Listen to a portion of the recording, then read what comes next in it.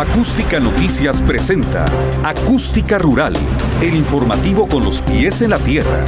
Conducen José Luis Reyes y Armando Soto. Muy buenos días, amigos de Acústica Rural. Somos la primera cadena de agronegocios en México, transmitiendo lo más importante de la información generada en el sector de la producción primaria y agroindustrial. Como cada mañana, saludo con mucho gusto a mi compañero y amigo, el médico veterinario Armando Soto Ordaz. Armando, buenos días. ¿Cómo estás? Bienvenido. ¿Qué tal, José Luis? Muy buenos días, apreciable auditorio que nos ve y nos escucha a lo largo de la República Mexicana, en Ciudad de México a través de Acústica Rural en el 1150 de AM, en la ciudad de Guadalajara, Jalisco, a través del 1120 de AM, en la ciudad de Monterrey, Nuevo León, a través del 600 de AM. También saludamos a los amigos que nos escuchan ahí en Tantoyuca, Veracruz, Sierra Norte del estado de Puebla, Chilpancingo, Guerrero y en Peto, en el estado de Yucatán. Y con gusto y agrado saludamos a los amigos que nos ven a través de la gran cadena Albavisión, canal 13.1 en el sur, sureste, centro, occidente y noroeste de la República Mexicana. Y a los involucrados en este sector primario, ingenieros, médicos, médicas, que están laborando para llevar productos inocuos a la mesa de todos los mexicanos. Y José Luis, tenemos información e entrevistas de interés. Así es, Armando, vámonos hasta el distrito 003, distrito de riego, por supuesto, 003, que tiene su cabecera en la ciudad de Tula, allá en el occidente del estado de Hidalgo, y vamos precisamente a platicar de lo que está ocurriendo en el módulo de riego de Endó Xochitlán.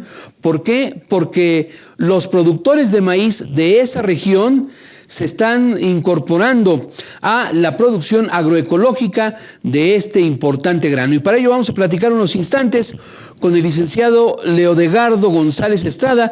Él es presidente de esta Asociación de Usuarios de Riego del Distrito 003. El licenciado González Estrada, muy buenos días. Gracias por tomar la llamada de Acústica Rural.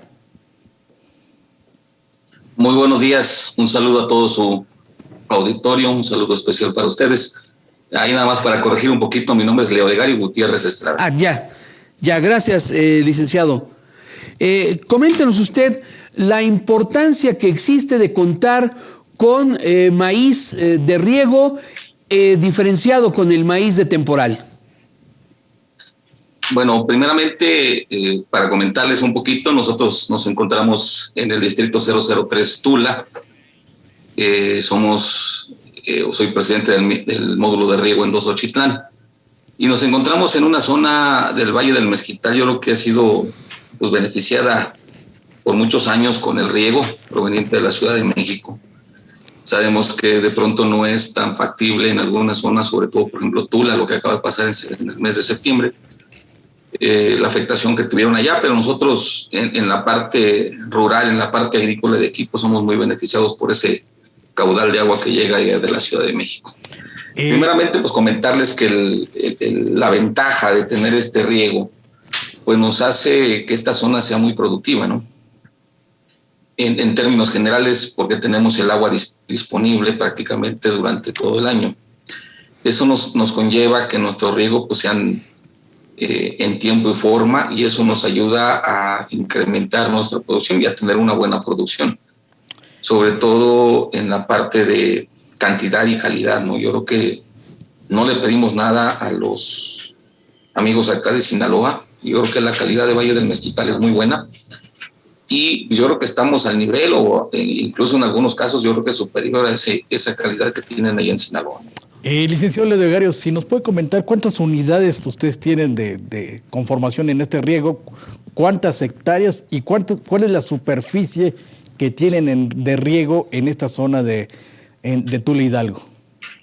Bueno, aquí en el distrito 03 tenemos alrededor de 50,000 hectáreas, pero también se conforma con el 03, el distrito 100 y el 116, me parece que es el de Ajacuba, el 110 que es el 100 que es Alfajayuca. Entonces, conformados toda esta zona se riega alrededor de cerca de 90,000 hectáreas más o menos. De aquí en el módulo de riego al cual pertenezco, pues nosotros tenemos 3,800 hectáreas. Hay unas zonas que son transferidas, algunos módulos de riego, a otras zonas que no son transferidas todavía, son parte no ha habido esa transferencia aquí. Ahora, ¿con qué disponibilidad de agua tienen en este ramal del distrito 003, licenciado Leodegario? Bueno, nosotros aquí en el módulo de riego nos abastecemos directamente de la presa Endó, vía el canal principal Endó. Somos los primeros los que estamos en la entrada de dicho canal. Nos entregan a nosotros primeramente el agua y de ahí se distribuye a otras secciones, otros módulos de riego. Eso me imagino que es importante. Y bueno, suponemos que la disponibilidad de agua es permanente y supongo también que esto implicaría que tienen ustedes 2 ciclos anuales de cultivo. Bueno, sí, como tal es permanente, aunque dependemos mucho del volumen que se encuentra en la presa Endó. Sí, en efecto, tenemos dos ciclos de riego, otoño-invierno, primavera-verano, que es los que trabajamos aquí. Y incluso los que siembran en otoño e invierno pues tienen derecho a un segundo cultivo, siempre cuando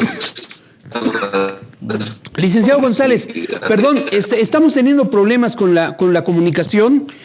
Nos estaba usted comentando que tienen 2 ciclos de riego, otoño-invierno, primavera-verano. A partir de ahí tuvimos fallas en la comunicación. ¿Nos puede reiterar lo que mencionó después de esto? Tenemos para 2 ciclos de riego, el otoño-invierno, el primavera-verano. Y los que siembran primavera-verano tienen a un segundo cultivo, que podría ser maíz, alguna otra leguminosa, siempre y cuando exista la disponibilidad de agua. Nosotros dependemos del stock que tenga la presa Endó, entonces, pues también en cierta medida y en ciertos periodos, pues sí nos vemos un poquito limitados en la parte de estiaje todavía, que sí tenemos un poco y bajan los caudales ahí. Pero incluso aquí, hay que comentarlo, tenemos una zona del canal Endó que todavía no está revestida, que es donde perdemos alrededor del 40% de agua en este volumen. Y otro problema que tenemos es un túnel que existe en la comunidad aquí vecina de Tezontepec de Aldama, en donde pues ya no sabemos cómo está adentro de ese túnel. Sabemos que está, pues creemos que está asolvado, porque pues antes le podía entrar alrededor de 11 metros, ahorita con trabajos le entra 9, y todavía aunado a la pérdida que tenemos, pues sí tenemos esa problemática de traer el agua para aplicarlo a los cultivos, ¿no? Licenciado Leodegario, ¿y la calidad del agua que se tiene de la presa Endó, le han hecho estudios para tener esos rendimientos en la producción de maíz y otras propiedades que se le pueden encontrar a esa agua para tener pues calidad en la producción del maíz? Miren, bueno, como sabemos, parte de esa agua de la presa Endó pues es proveniente del emisor central de la Ciudad de México y ahora del TEO, del túnel emisor oriente, ¿no? Que se mezcla con las aguas grises pluviales que también vienen de la Ciudad de México y algunas en la parte superior de la cuenca acá del valle de Tepeji del Río, desde la zona de donde está la otra presa en la parte superior, ¿no? Entonces, es una mezcla de varios tipos de agua, ¿no? Que aunque no se consideran aguas negras, se consideran aguas grises. Ya sí tiene algunos años que se hizo estudios aquí, pero podemos determinar dentro de todo lo malo que viene, pues viene materia orgánica, que eso ayuda mucho a los suelos acá. Esa es una. La otra, que hay estudios que han comentado que pues cada riego es una aplicación de nitrógeno, fósforo, potasio directamente a las plantas. En algunos casos, y esos estudios han manifestado que hay alrededor de 300 kilos que se aplican por cada riego. Entonces, pues es bastante la cantidad de nutrientes que se le dan a este tipo de riegos, ¿no? Sin embargo, pues sabemos que de pronto pues no está todo disponible. Tenemos que hacer algunas modificaciones ahí en los cultivos, como la aplicación de microorganismos que nos ayudan a solubilizar todo este nutriente que viene en el riego, ¿no? Y hacerlo disponible para la planta. Licenciado, a ese respecto, si mal no recuerdo, desde el gobierno de Felipe Calderón Hinojosa se habló de la construcción de una megaplanta tratadora de aguas residuales en esa región. ¿Qué fue lo que ocurrió? ¿Qué ha pasado con esta planta, con este proyecto? Bueno, esa planta está en funciones, está trabajando, aunque su caudal de tratamiento pues es mínimo. Aquí tenemos que diferenciar dos cosas. Una, el sistema proveniente del emisor central, el túnel emisor oriente, que trabaja una parte del distrito de riego 03 la parte más al sur, y la otra parte que trabaja el distrito de Ajacuba, el 112. Entonces, estos distritos pues, se satisfacen de esa agua del emisor central y acá del túnel emisor oriente, la cual hace que la planta pues, no tenga la capacidad de pronto para tratar todo ese volumen de agua. Este sistema, vamos a diferenciarlo de agua negra, así para tener un nombre, trabaja con alrededor de 44 metros. La planta pues tiene capacidad de entre 22 y 23 metros cúbicos por segundo, cuando mucho de tratar. Entonces, ¿qué es lo que pasa? Que meten agua tratada, la sale de la planta y más adelante le tienen que incorporar pues el agua que va excedente y que no puede tratar. Entonces, pues realmente pues no es el tratamiento como debería de ser. Está trabajando, pero no como debe de ser. Aunque aquí causa sí problemática porque lo que le están retirando es la materia orgánica, ¿no? Y los jabones, que en cierta medida pues son la parte de los nutrientes que se transforman en nitrógeno, fósforo, potasio, pero le están dejando pasar los metales pesados, que esa es la problemática que está.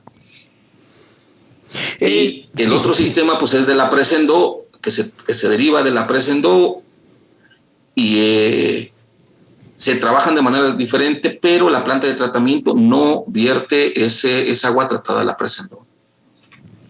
Ahora, licenciado, más adelante vamos a ir a un corte, pero también queremos que nos comente usted, bueno, ¿cómo ha sido esta transición agroecológica que ustedes han impulsado en esa región?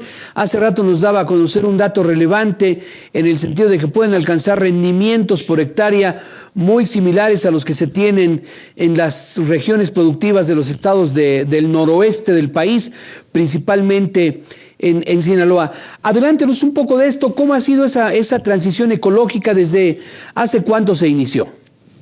Bueno, aquí tenemos toda una serie de trabajos que se han realizado alrededor de 20 años, en algunos casos, sobre todo en el manejo de residuos de cosecha, ¿no? En el manejo de nosotros, como lo conocemos, del zacate que queda, en algunos otros lados lo conocen como basura, con otro tipo de nombres. A nosotros aquí, para nosotros ese residual es oro puro, porque el precio de venta de ese producto pues es relativamente muy bajo, pero nosotros al incorporarlo a los suelos y dejarlo nuevamente en el suelo para reponer parte de la fertilidad, pues nos genera nutrientes, nitrógeno, fósforo, potasio, que incluso han hecho estimaciones. Licenciado Leodegario, perdón que lo interrumpa, sí. Tenemos que hacer esta breve pausa, nos permite unos instantes, regresamos claro enseguida.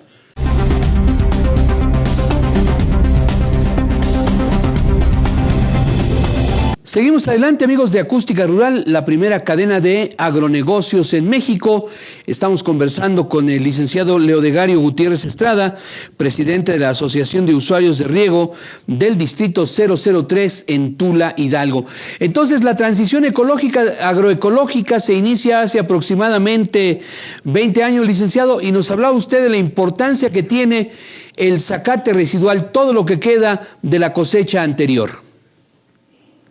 Así es, como les comentaba, pues para nosotros es oro puro. El hecho de quemarlo, pues te generas ahí problemas de fertilidad, porque estás matando todos los microorganismos, todos los seres vivos que encuentras en la tierra, que son parte importante del mecanismo de desarrollo y de trabajo del suelo, ¿no? Lo que tenemos nosotros aquí y que hemos entendido en esta zona es que tenemos que cuidar, que es nuestro patrimonio el suelo, tenemos que darle de comer, regresarle algo de lo que nos está entregando, ¿no? Esta parte, el incorporarlo nuevamente y hacer lo que se procese, pues lleva una serie de trabajos, ¿no?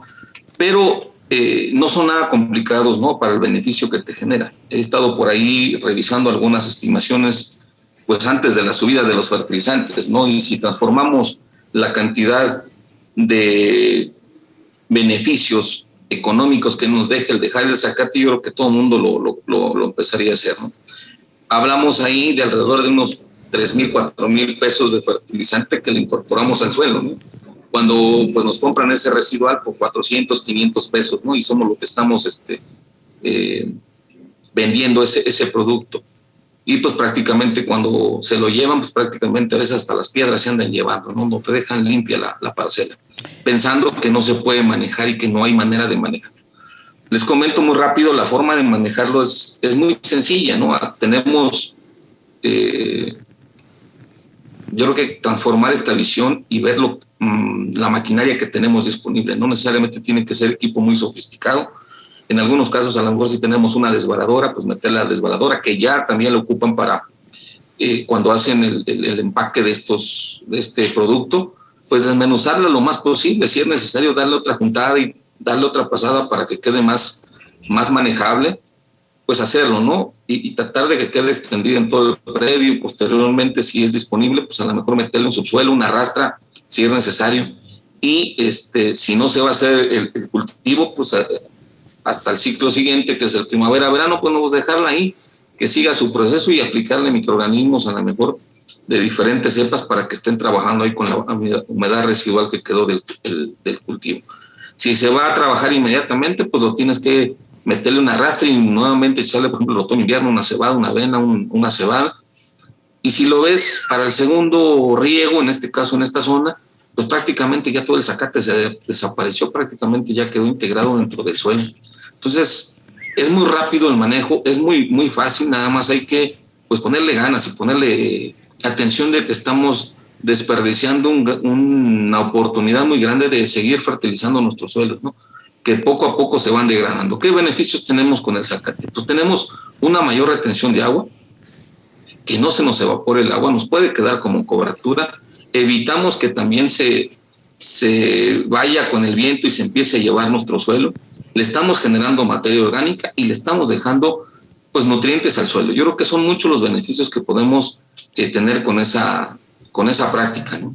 Y licenciado Leodegar Gutiérrez, usted nos comenta, hay cero labranza en lo que hacen, se dejan los esquilmos agrícolas para tener humedad en los suelos, la humedad que se lleva, la retención también de esos sustratos que quedan en el suelo. Y yo le preguntaría, ¿y esto cuántos rendimientos nos da por hectárea de maíz en esta pues nueva función agroecológica que están haciendo ustedes a lo largo de estos 20 años? Pero sin duda aquí yo creo que son una serie de factores que tenemos que intervenir. A lo mejor decirles que es una cero labranza sería mentirles. Yo creo que cada uno debe conocer sus predios, cada uno debe conocer sus lotes, cuál es la necesidad de maquinaria que requiere, ¿no? Porque a ver, hay unos lotes que a lo mejor con una simple rastra, un pase de rastra, con eso quedarían, porque el suelo a lo mejor no es muy profundo. Hay otros suelos que a lo mejor son más arcillosos, que necesitan una aplicación de un subsuelo y encima una rastra, ¿no? Depende mucho de las condiciones, pero cada productor yo creo que conoce perfectamente sus suelos y puede determinar qué tipo de maquinaria le vas a meter, pero eso sí, calculando o estimando que no sea maquinaria en exceso, ¿no? Que trabajes. Una de las pues yo sí, recomendaciones quería que dejen el arado. El arado yo creo que es pues, lo peor que pueden meterle, porque voltean la fertilidad y se la mandan abajo, ¿no? Y sacan la tierra que no tiene fertilidad. Entonces, a lo mejor nada más con subsuelo y una rastra. Sin duda, yo creo que aquí en esta zona podemos encontrar desde el promedio, a nivel todo el distrito, porque no son tierras muy uniformes, vamos a ver, algunas son delgadas, algunas son más arcillosas, algunas son más calcáreas, algunas, o sea, hay diferentes en todo lo que es el Valle del Mezquital. Pero el promedio que traemos aquí en Valle del Mezquital es de 8 toneladas. Pero hay casos de éxito aquí en la zona que podemos encontrar 14, 15 toneladas en promedio. Entonces, aquí lo que estamos trabajando muy fuerte es en disminución de costos y en aplicación de todo este sustento agroecológico para sustitución de fertilización química. Ahorita lo vemos muy, muy fuerte y nos va a impactar muy fuerte que los costos en fertilización química se nos van a ir al cielo, ¿no? Estamos estimando alrededor aquí de 59% de incremento en los costos, que en términos generales pues ya no va a ser rentable meterle producción o fertilización química, ¿no? Tenemos que ir cambiando a fertilización pues más biofertilizantes, ¿no? A meternos esa parte. Pero sobre todo lo hacemos porque tenemos que cuidar nuestros costos de producción. Yo creo que es muy importante, si no cuidamos esa parte que es muy sustantiva, los costos de producción, pues a lo mejor vamos a decir tenemos 15 toneladas, pero tenemos 12 toneladas de costos y eso pues tenemos un margen muy, muy reducido. Pero a lo mejor podemos tener 15 toneladas, 12 toneladas, pero con costos de 3, 4 toneladas que nos cubran los costos de producción y eso pues nos va a dar más rendimiento, ¿no? Y lo que se busca aquí es que pues que vean los productores que realmente pues todavía puede ser muy rentable la agricultura, pero sí tenemos que ser muy cuidadosos en la parte de costos, ¿no? Licenciado Gutiérrez Estrada, además del fertilizante, ¿qué otros insumos, maquinaria, equipo influyen en la determinación de los costos de producción del maíz allí en esa zona del estado de Hidalgo? Bueno, aquí un insumo, algo que es muy importante, pues es las rentas. Las rentas aquí se han disparado mucho. Tenemos una competencia muy fuerte por la pelea por las tierras, ¿no? De pronto este año que estuvo bueno el precio del maíz, que ya se repitió nuevamente hace 10 años tuvimos esta situación, 2011, que también estuvo el precio del maíz en 5.90 en ese tiempo, ahorita más o menos está muy similar, y al siguiente año las rentas se elevaron. Este año pues sí están de manera desproporcionada, ¿no? Al tener incluso rentas de hasta 40,000 pesos la hectárea, ¿no? Pero en términos generales pues estaban alrededor de 20, 25,000 pesos más o menos, que todavía pudiera parecer rentable. Entonces hay algo que tenemos que ver. Ya tenemos, no sé, en este año vamos a pensar 25,000 pesos de renta. Estamos hablando de que tenemos que producir por lo menos 5 toneladas, pensando en un precio de 5 pesos para el siguiente año, para cubrir exactamente el costo de la renta, ¿no? Aún así tenemos que ver todavía el costo de los insumos, que aquí más o menos deben dar entre los 22, 23,000 pesos sin renta por hectárea. Pues estamos hablando de otras 4 o 5 toneladas y el resto pues prácticamente sería nuestra ganancia. ¿En dónde tenemos que impactar? Pues sabemos que la renta pues va a ser muy difícil que se mueva, ¿no? Pero en la parte de costos, yo creo que otro de los insumos muy importantes que estamos utilizando aquí, que tenemos que fomentar de manera masiva, pues es el uso de microorganismos. Estos microorganismos, aunque son producidos de manera artesanal por los productores aquí, los que los utilizan, pues nos brinda grandes beneficios. Por ejemplo, vamos a hablar de Bacillus thuringiensis, es un insecticida que nos controla pues, gran parte de los insectos que están tanto en suelo como en la planta, ¿no? Y algunos otros metarrizos, Beauveria bassiana, micorrizas, palmoelosis, tricodermas, que todo este conjunto de microorganismos y de hongos, pues nos ayuda a minimizar los costos de producción. Yo les puedo comentar, por ejemplo, en mis lotes, en mis cultivos, pues yo no uso insecticida químico ni fungicidas, ¿no? Prácticamente yo los dejo descartados. Solamente que me vaya a dar alguna presión muy fuerte de algún insecto, pues lo aplico, pero es muy raro que yo aplique en mis cultivos, ¿no? Entonces eso pues disminuye el costo de producción, porque yo los estoy produciendo como tal. Y eso nos implica pues a lo mejor bajar bastante nuestros costos. ¿Dónde podemos incidir, no? Donde no podemos incidir pues es en la renta a lo mejor, pero sí en los costos de producción, al disminuir pues el impacto pues por insecticidas, por fungicidas, pero sobre todo hay una cosa que nosotros tenemos que empezar a ser más inocuos en la producción, ¿no? Tenemos que empezar a producir con más calidad y con más o con más cantidad, pero tenemos que entregar productos pues más sustentables para el consumo de las personas, ¿no? Licenciado Leodegario, los beneficios que tienen ustedes con el precio de garantía del maíz, y usted lo acaba de decir, la inocuidad que se tienen, lo que están las buenas prácticas agrícolas que están llevando a cabo para tener una mejor calidad y un mejor precio en su producto.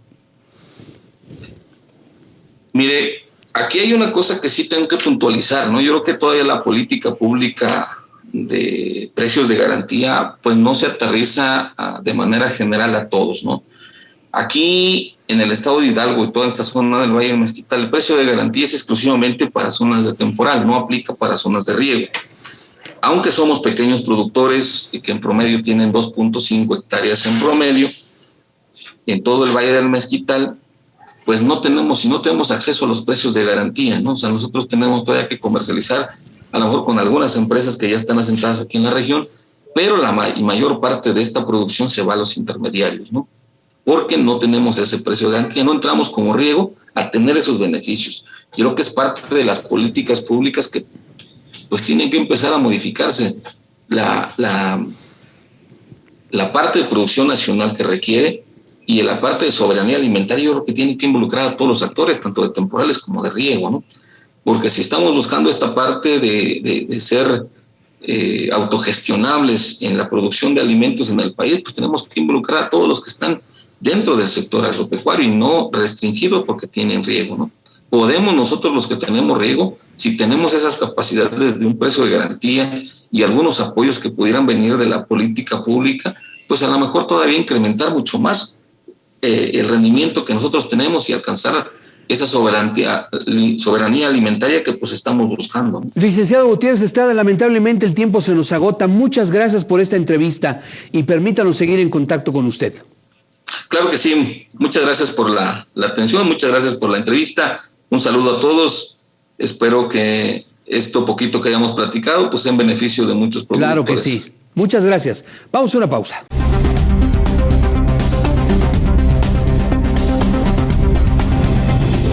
Seguimos adelante, amigos de Acústica Rural, la primera cadena de agronegocios en México.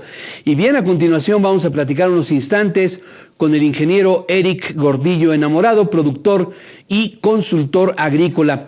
En nuestra primera entrevista conversamos con el licenciado Leodegario Gutiérrez Estrada, presidente del Distrito de Riego 003, Ramal en 2, Ochitlán, en el estado de Hidalgo, y él nos comentaba que se pronostica un notable incremento en el precio de insumos, maquinaria, equipo agrícola, a consecuencia del proceso inflacionario que estamos enfrentando.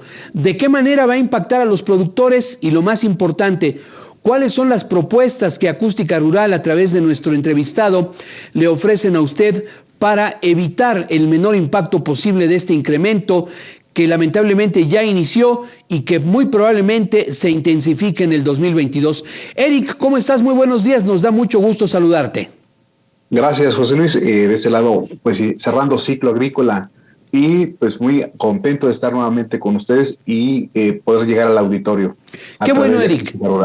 Coméntanos cómo viene el fenómeno que estamos enfrentando de inflación que pega de manera muy particular a los productores agrícolas. Mira, hay dos vertientes en este tema que la verdad nos empieza a pegar a todos en el agro, sobre todo los que tienen producción en otoño-invierno y lo que viene en primavera-verano 2022.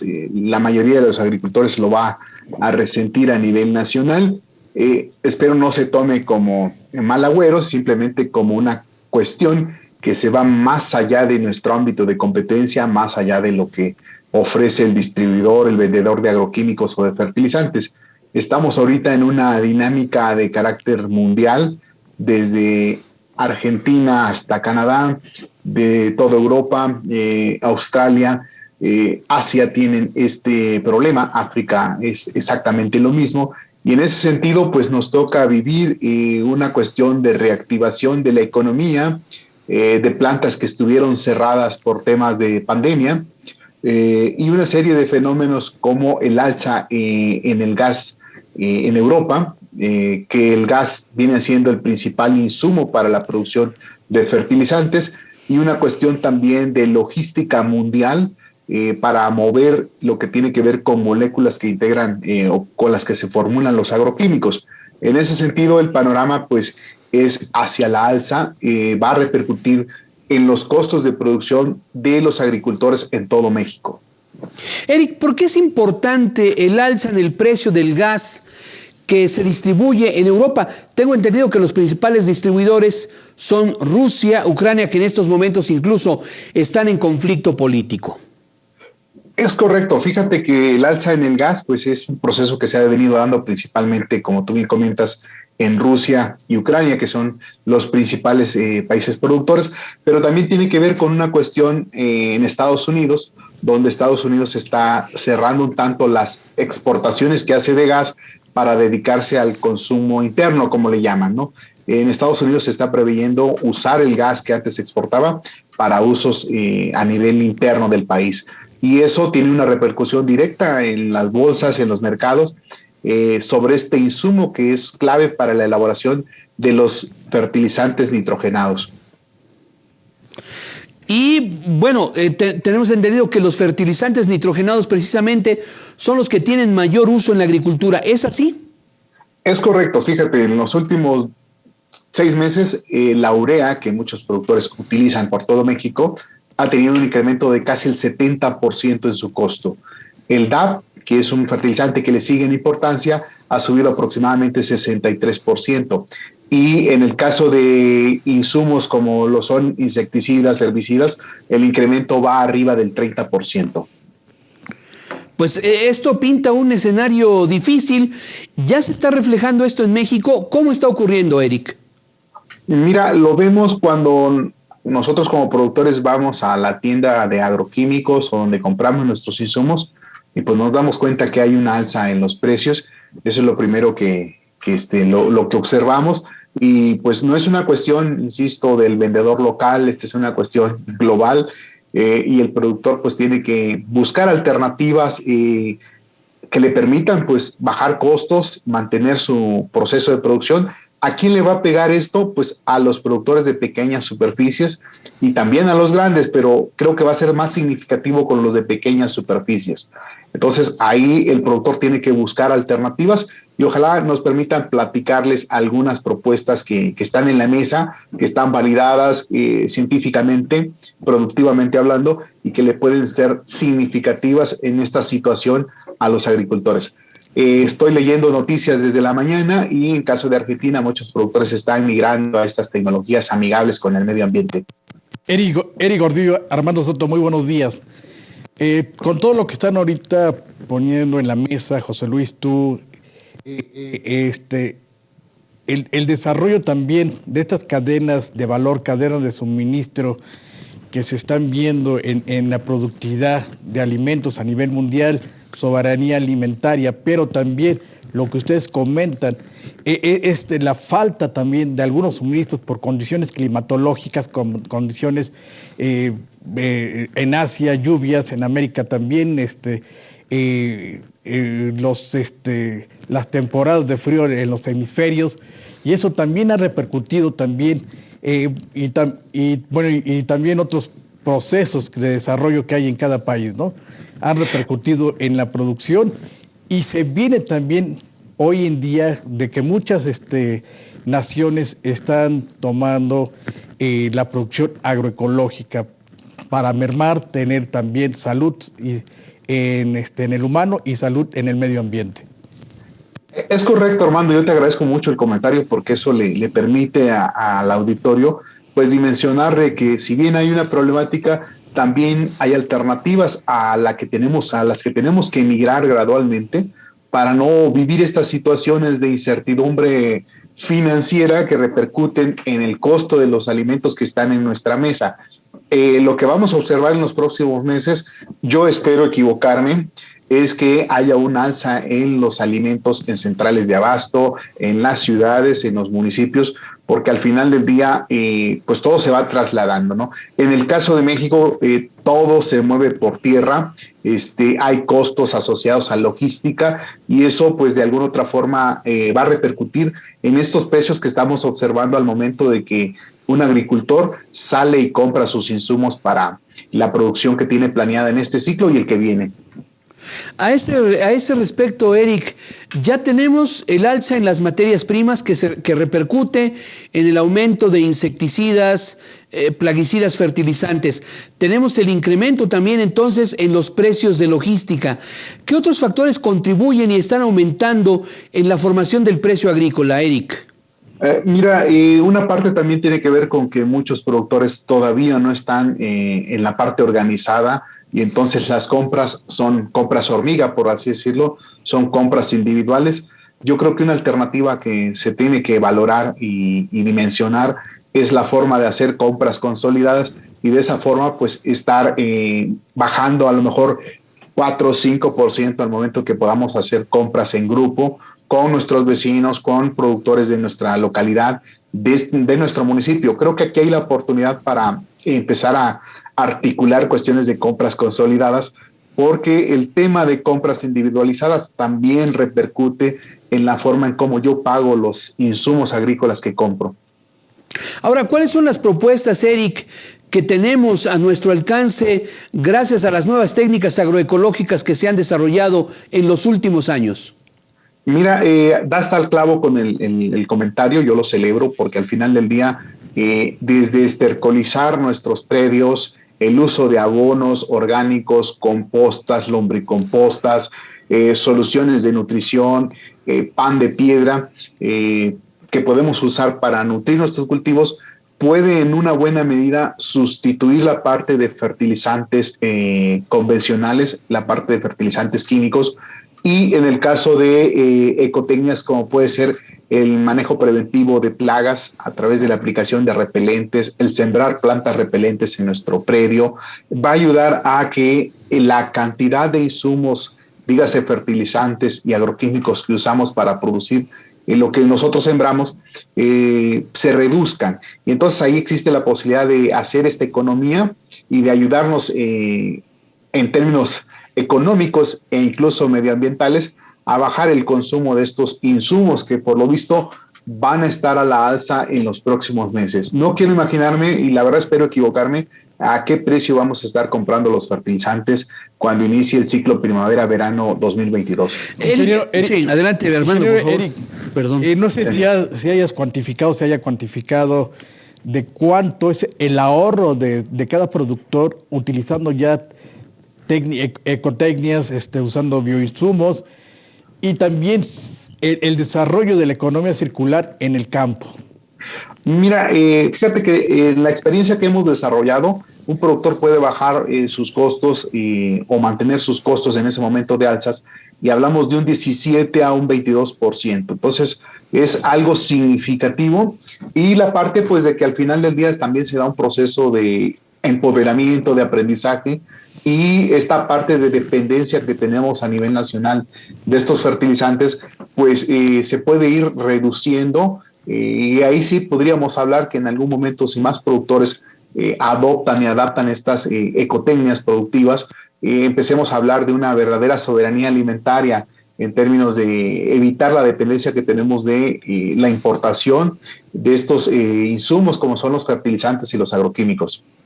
Eric, hace unos instantes nos diste cifras pues que lamentablemente ya están presentes: aumento en urea del 70%, el DAP 63%, insecticidas y herbicidas en promedio 30% de aumento, y nos señalas que con el uso de bioinsumos esto se reduciría entre un 17 y 22%.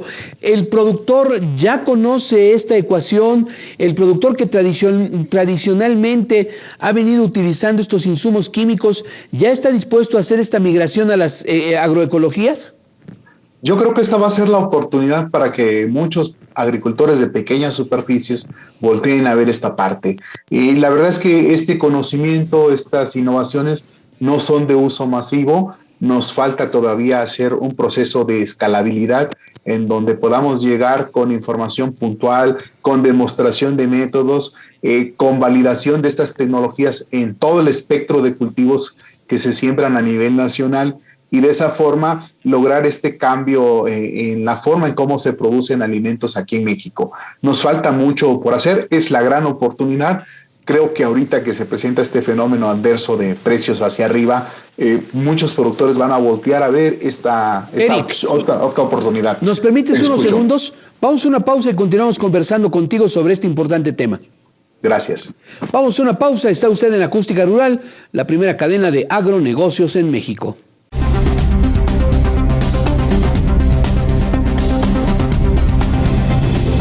Seguimos adelante, amigos de Acústica Rural, conversando con el ingeniero Eric Gordillo Enamorado, productor y consultor agrícola.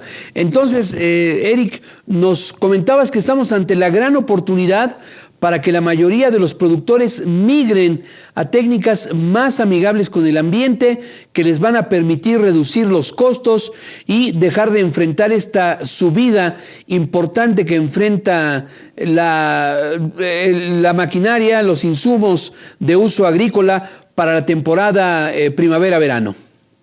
Es correcto, y ahí está pues este espacio. Quien guste encontrar esta información, yo creo que Acústica es un buen espacio para que el auditorio nos consulte, nos busque y encuentre esta información que está disponible. Nosotros le llamamos a estas tecnologías de código abierto porque están disponibles para todos los productores. Es cierto que hay que trabajar un poco más en su elaboración, en su aplicación, pero al final del día está nuestra economía, nuestro proceso de producción y la oportunidad, insisto, de empoderarnos con estos conocimientos para hacer una agricultura más sustentable y más rentable hacia el agricultor propiamente. Ingeniero Eric Gordillo, ¿tú cómo vislumbras para el próximo año 22, la producción de los alimentos, ya también con el uso de ecotecnias, con el uso, pues ir bajando el uso de agroquímicos en la producción de los alimentos y también ese crecimiento técnico y científico en la agricultura mexicana y a nivel mundial? Mira, hay varias vertientes en esto, ¿no? Tú buscas información en internet y te vas a encontrar que en Estados Unidos hay productores que están cambiando de cultivo. Va a haber un incremento en la siembra de cultivos como la soya, que es una oleaginosa, y se va a reducir la superficie sembrada de maíz, porque el maíz demanda mucho fertilizante. Entonces, en el caso de México es muy difícil cambiar las inercias y los ciclos de trabajo de cada agricultor, pero creo que en términos de mercado va a haber una migración gradual a estas ecotecnias que estamos platicando, esas ecotecnias productivas, porque al final del día nos va a repercutir en la bolsa el hecho de estos incrementos que se están observando ya a nivel planeta en los insumos agrícolas.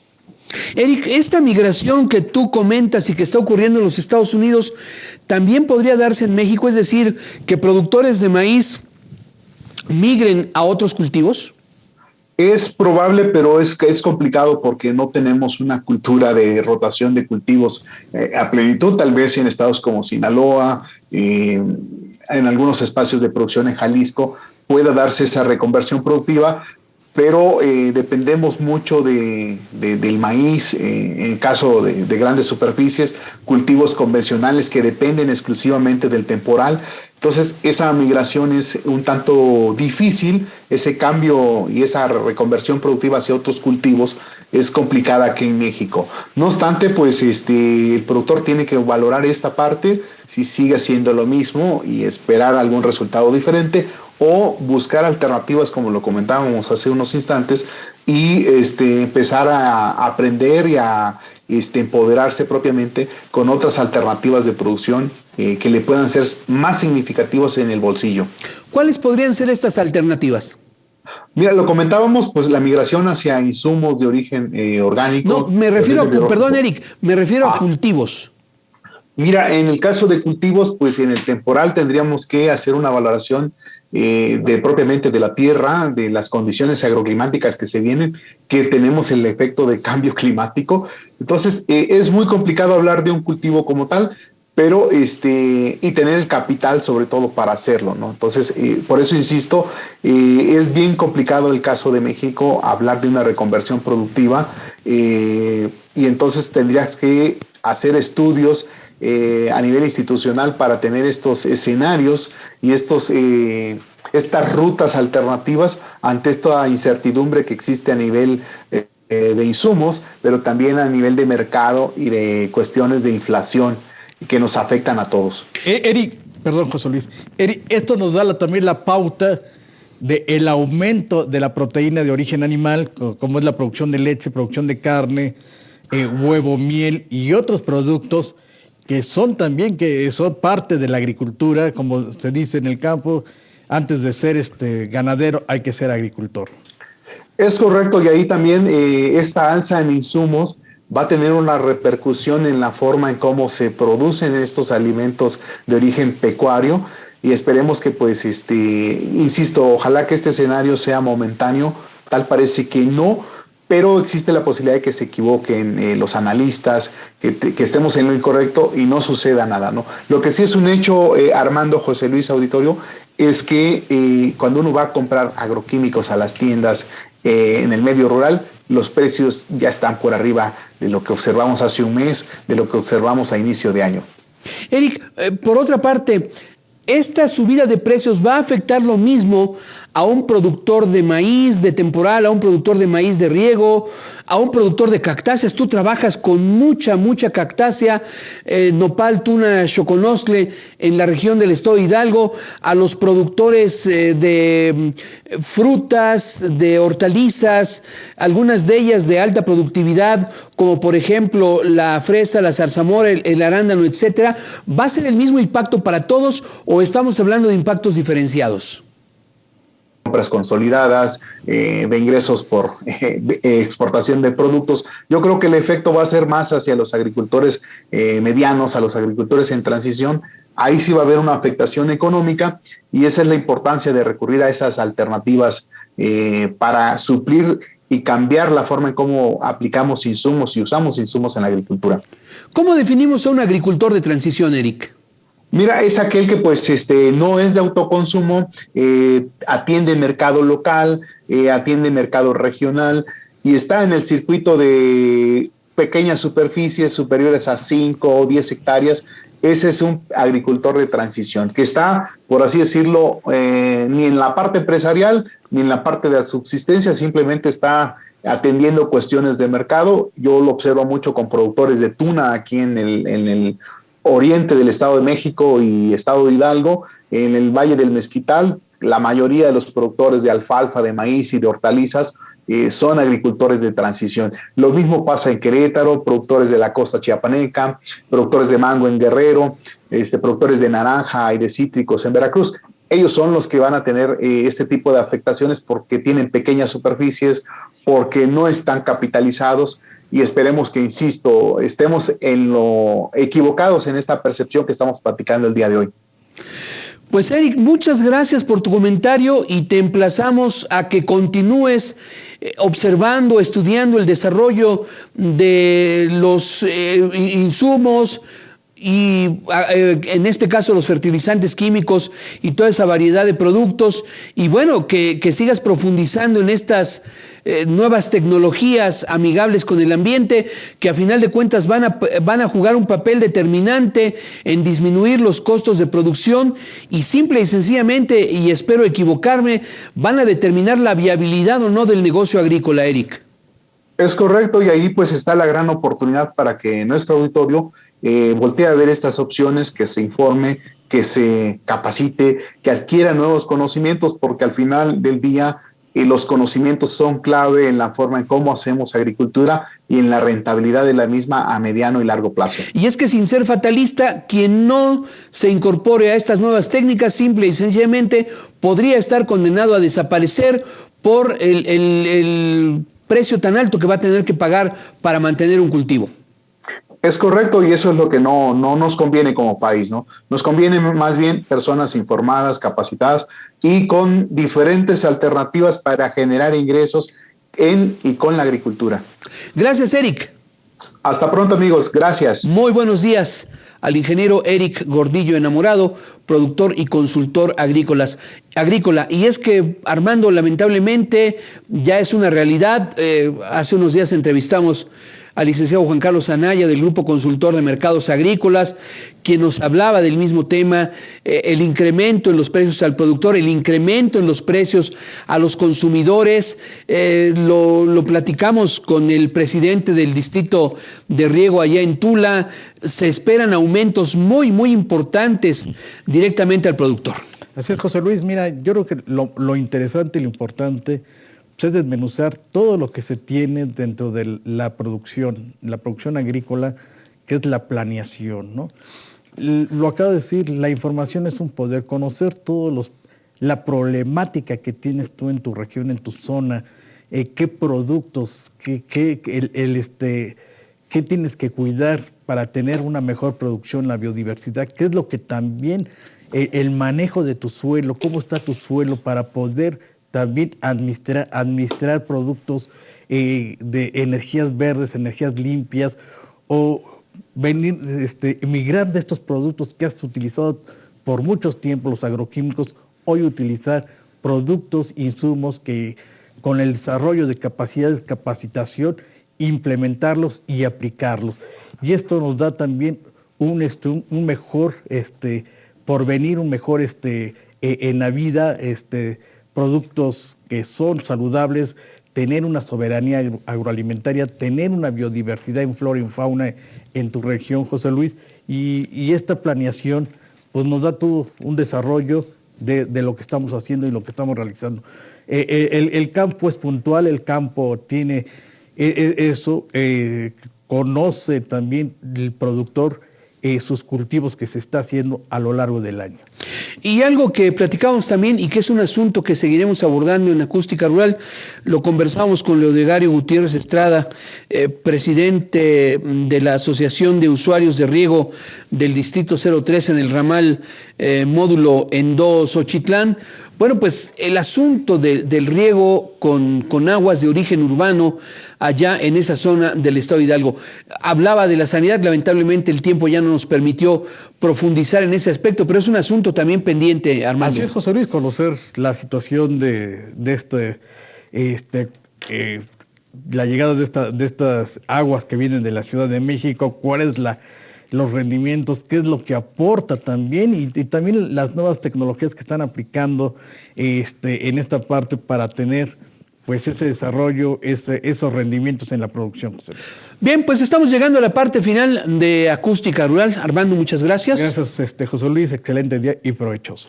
Y, como siempre, apreciamos mucho la participación de nuestros compañeros del equipo técnico y de producción de Acústica Rural que hacen posible este programa. Siga usted en contacto con nosotros, cuídese, ya empezó la temporada de frío y siga en contacto con nosotros. Buenos días.